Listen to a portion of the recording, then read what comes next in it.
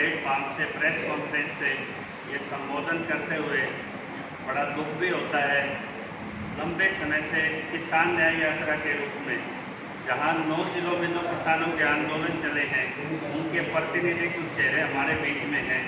इन्होंने बड़ौदा में एक मुहिम चलाई थी कि MSP कानून, आपने देखा होगा पूरे प्रदेश में शोर है कि भाई 3 काले विधेयकों के नाम से लोग एड्रेस कर रहे हैं और भाजपा अपने कृषि मंत्री को और अपने विभिन्न नेताओं को आगे लाकर उनको एक तरह से ट्रोल करने की कोशिश कर रही है किसानों के मूवमेंट को।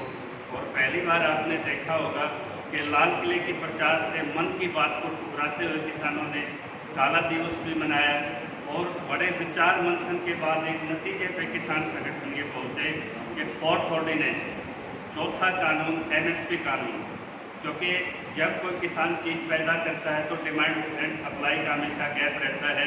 अंतर्राष्ट्रीय स्तर पे खाद्यान्नों की कीमतें कभी गिरती हैं, कभी उठती हैं।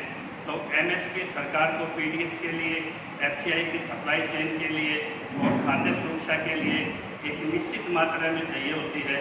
और ये गलत डाटा प्रचारित किया जाता है कि 6% को सीधा MSP का लाभ मिलता है, लेकिन उसके पीछे गांव में जैसे किसी का फसल का 1950 हो गया तो 1900 रुपये तक वो फसल आमतौर पर बिक जाती है, 26-27% MSP सेल हो जाती है।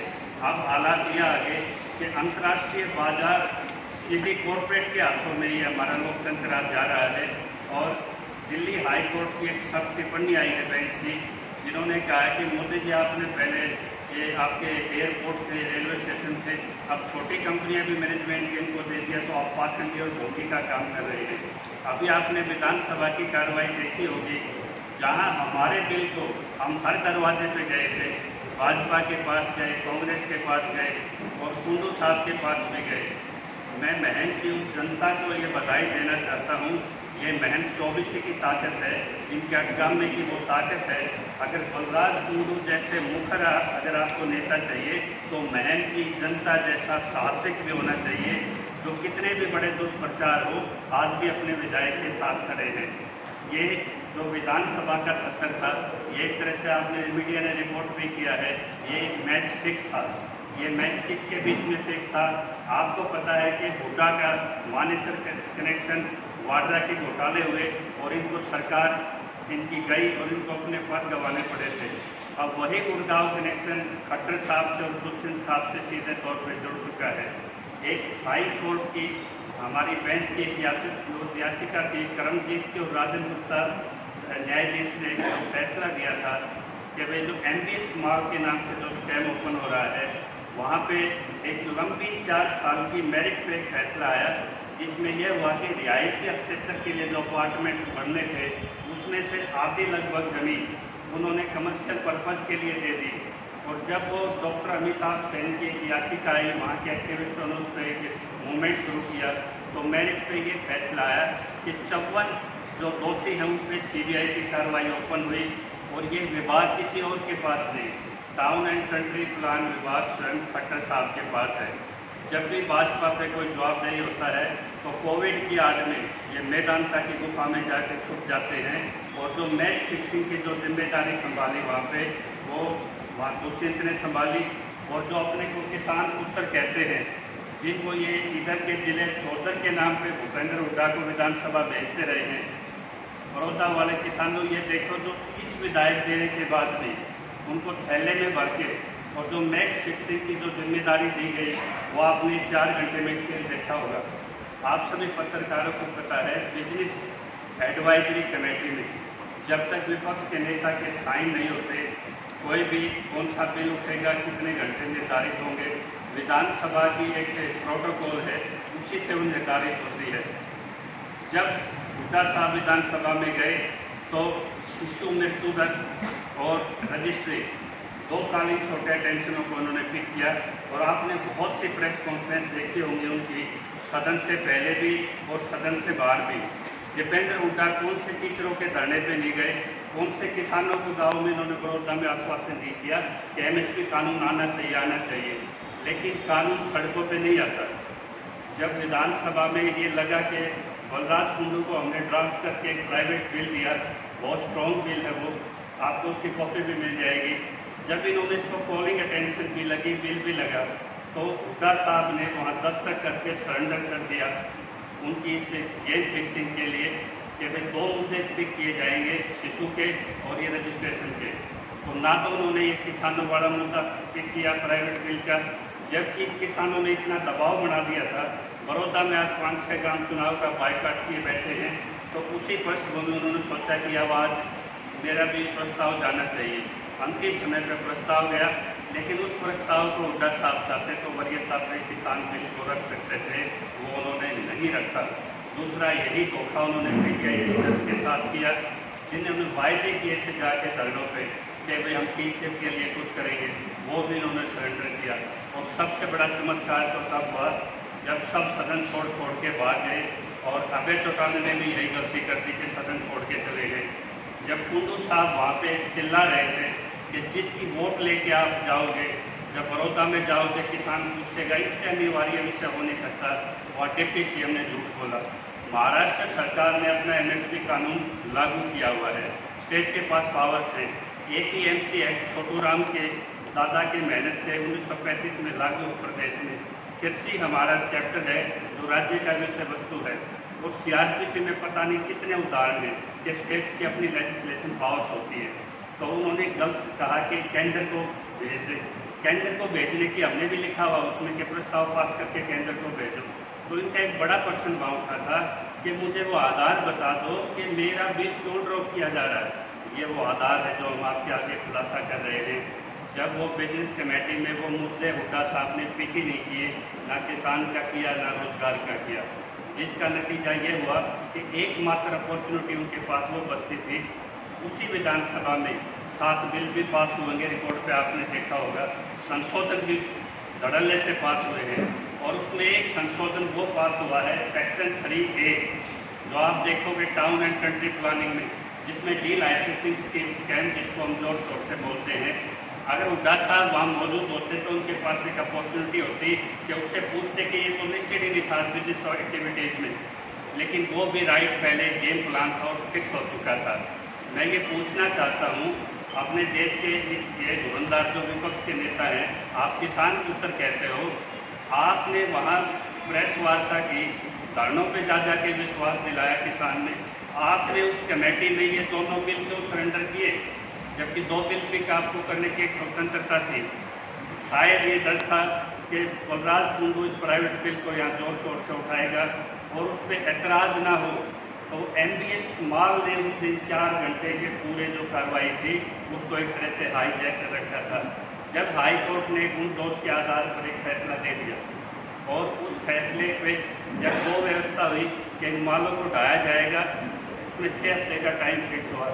CBI बंद लिफाफे में सरकार को सूचित न करके सीधे बेंच को अपनी रिपोर्ट देगी, जिसमें 54 बिल्डर्स और आपके अधिकारी इसमें शामिल हैं। उनको बचाने के लिए क्या विधायक की शक्तियाँ इसलिए होती है क्या?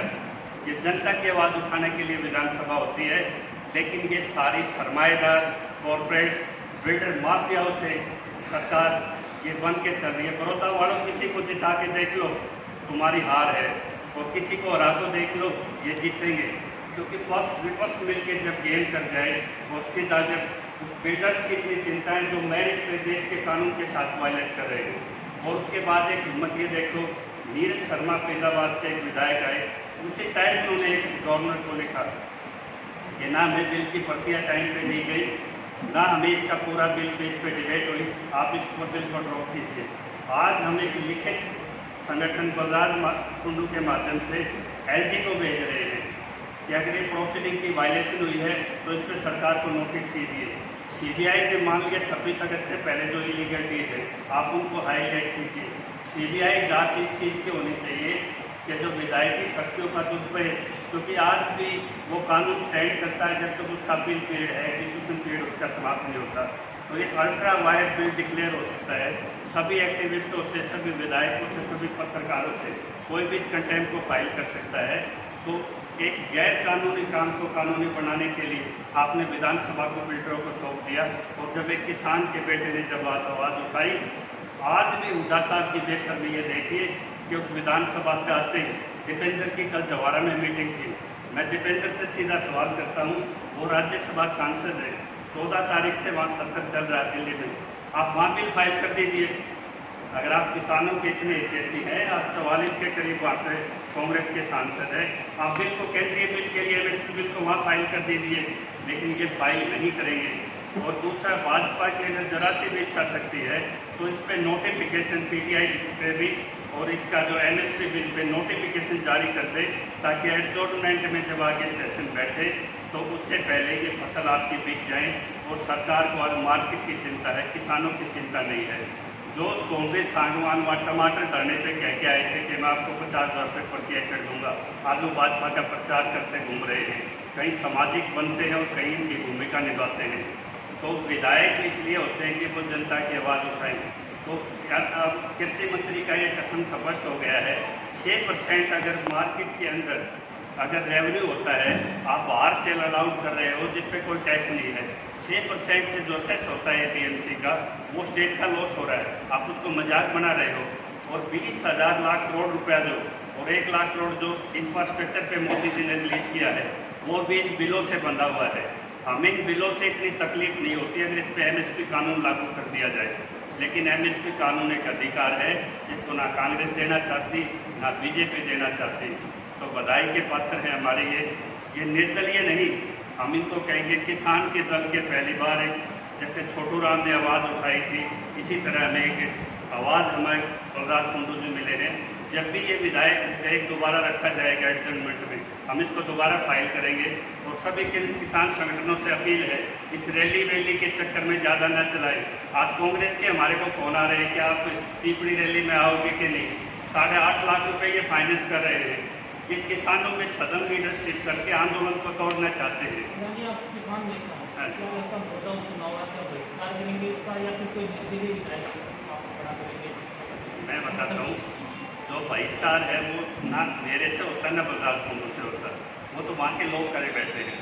वो सबसे बड़ी एग्रीकल्चर बेल्ट है, जल भराव की समस्या है और यहाँ डीगल है, समान है, 27 ऐसे सेंटर हैं जहाँ जल भराव है, सेमग्रस्त है, सरकार की प्रायोरिटी में नहीं है। 35 साल से वो गांव देख रहे हैं कि उनकी समस्या पे कुछ हो नहीं रहा, तो वो तो ऑटोमेटिकली माहौल बना हुआ है। चौपालों में उसका स्वागत होगा। अब ये विधानसभा का खेल सबने देख लिया, ये आपका लाइव टेलीकास्ट भी सभी बड़ौदा के किसान देख रहे हैं। उन्हें ये फैसला ये करना है कि कृषि के क्षेत्र में, कृषि के कानून पे जब सभी विपक्ष सरमाएदारों के लिए, कॉरपोरेट के लिए जो न्यायालय से दोषी हैं, उनको बचाने के लिए अपने विधानसभा को सरेंडर किए बैठे हैं, तो उनको जिताने से फायदा भी क्या है। अगर वो बायकॉट करते हैं तो हम उसका समर्थन करते हैं। अगर कोई तीसरा विकल्प भी वहाँ से निकल के आएगा तो बड़ौदा की जनता के फैसले से निकल के आएगा। हम कोई भी फैसला किसी पर नहीं थोपेंगे।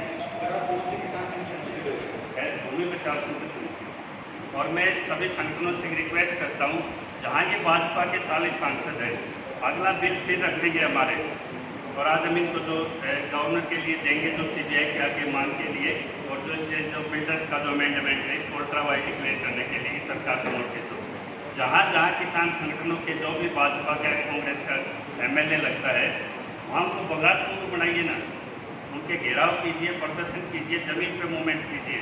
और नोटिफिकेशन की मांग के साथ अगर बीजेपी नहीं मानती तो बड़ौदा में निश्चित है इन दोनों पार्टियों का वहाँ बड़े जोर शोर से विरोध होगा। बलराज कुंडू